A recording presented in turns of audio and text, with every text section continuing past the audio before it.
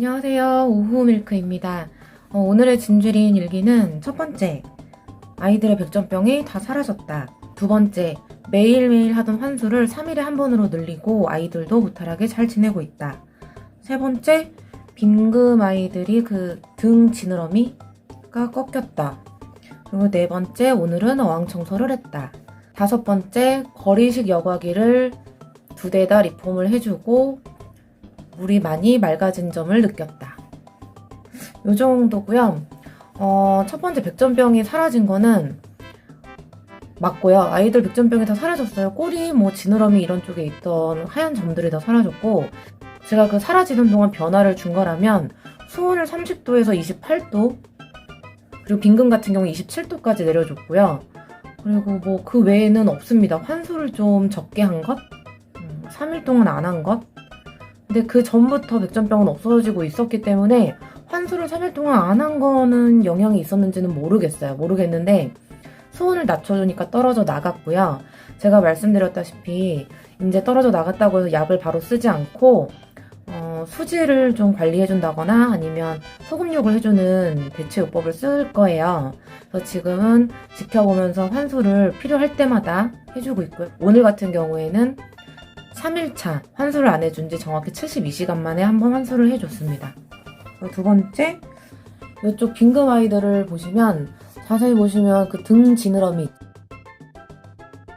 있잖아요. 크라운이라고도 왕관 지느러미라고도 하던데 그 등 지느러미가 둘 다 꺾여 있어요.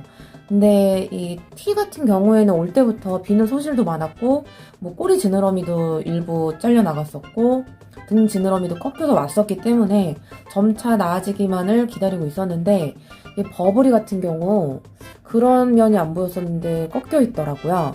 그래서 이게 제 생각에는 수질은 잘 모르겠고요. 왜냐면 여과기 같은 경우에도 어항에 비해서 여과력이 높은 편이고 환수도 제때제때 냄새가 날 때마다 해주고 있었기 때문에 영향이 있었을까 싶은데 아무래도 어항의 크기가 문제가 되지 않을까. 어항의 크기 그리고 수류 색이 이런 것들이 문제가 되지 않았을까 싶어서 아이들의 활동량에 비해서 사실 어항이 작은 건 맞거든요. 그래서 요거를 좀 생각을 해보고 좀 넓은 공간으로 바꿔줘야 되겠다 이런 생각을 해봤고요. 그리고 다섯 번째, 거리식 여과기. 제가 이 이야기를 하고 싶은 게 뭐냐면 거리식 여과기가 참 이 어항 안에서 자리를 많이 차지하지 않고 뒷면에 걸기 때문에 뭔가 미관상에도 보기 좋을 거라고 생각을 해서 저는 수조 2개를 다 거리식 여과기로 선택을 해서 사용을 하고 있는데 원래부터 같이 구성이 돼 있는 이 구멍이 뚫려 있는 건 제가 요 안에 걸 빼느라고 그렇게 된 거고요. 여기는 원래 이 스펀지가 여기 들어있는 걸 제가 개조를 해서 쓰고 있는 건데 요렇게 생긴 여과지가 이렇게 뿅뿅뿅 들어가는데 이거를 쓰지 않고서 그냥 여과제만 넣었을 경우 제가 그 전에 그렇게 해서 썼잖아요. 그렇게 될 경우 여과력이 확실히 떨어지는 것 같더라고요. 그래서 이번에 제가 이런 식으로 그 쫄대 파일이라고 하거든요. 파일 재료를 잘라가지고 리폼을 한번 해봤는데 한 하루 이틀 만에 물이 엄청 맑아지는 걸 제가 경험을 했어요. 그래가지고 이 부분에 대해서 제가 수질 테스트지 암트라 멀티체크를 지금 주문을 해놔서 그게 도착을 하면 그냥 썼을 때와 그리고 이렇게 리폼을 해서 썼을 때의 차이점을 수질 체크로 한번 확인을 해보려고 합니다. 이렇게 여과기를 개조를 해서 수질 향상에 좀 도움을 주었다고 지금 추정만 하고 있고요. 이제 수질 체크기가 와야 결론이 나오겠죠? 뚜껑을 좀 덮어주고 이거 거꾸로 덮었네. 이 스펀지를 대준 이유는 이 낙차에서 수류가 발생을 하잖아요. 근데 그 수류가 세면은 진주린 아이들한테는 안 좋다고 하더라고요. 그래서 저렇게 스펀지를 대서 요거를 빼면 어떻게 되냐면 정말 콸콸콸콸콸콸 쏟아져요. 요거라도 좀 대주면 그나마 좀 곱게 떨어집니다.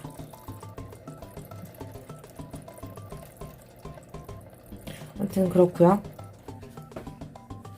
그래서 보시다시피 아이들은 참 잘 지내고 있고 작은 문제들이 있지만 이건 제가 환경을 바꿔줘야 되는 것이기 때문에 시간이 좀 필요할 것 같고요. 저 여과기를 리폼하는 과정, 그리고 수질 체크에 따른 결론, 이런 것들은 제가 따로 영상을 제작해서 올리려고 해요. 그것도 기대하려 주시고요. 아이들은 무탈하게 잘 지내고 있고 밥도 잘 먹고 여느 때와 같이 지금 좀 환수를 해줬는데 어항청소를 같이 해줘서 물이 조금 뿌옇기는 하거든요. 이건 시간 지나면 나아질 거라고 생각을 하고 이렇게 보고 있습니다.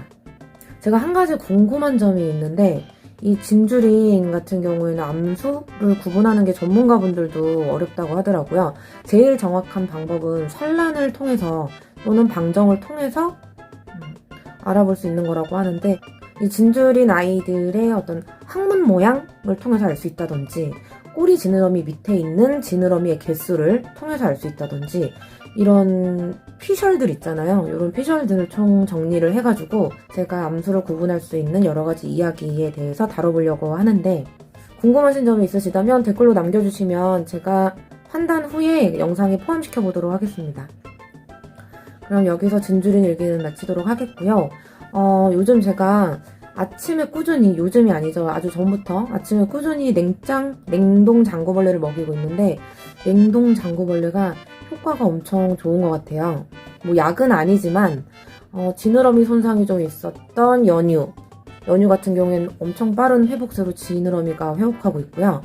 그리고 요 후추 같은 경우에는 성장에서 비롯되는 결과일 수도 있는데 저 아파치거든요. 후추 같은 경우에는. 근데 그 아파치 색상이 꼬리 끝부분, 지느러미 끝부분의 색상이 엄청 흐렸었는데 진하게 발색이 되고 있어요. 근데 이건 성장에 의해서도 그런 걸 수도 있지만 정확히 시점이 냉장을 먹이고 난 후부터 발색이 도드라지기 시작해서 전 냉장의 효과로 보고 있거든요. 여러분들의 의견은 어떠신지 댓글로 기다려보겠습니다. 그럼 오늘의 진주린 일기는 여기서 끝. 그리고 백전병은 사라졌다. 그래서 저는 기분이 너무너무 좋다. 안녕.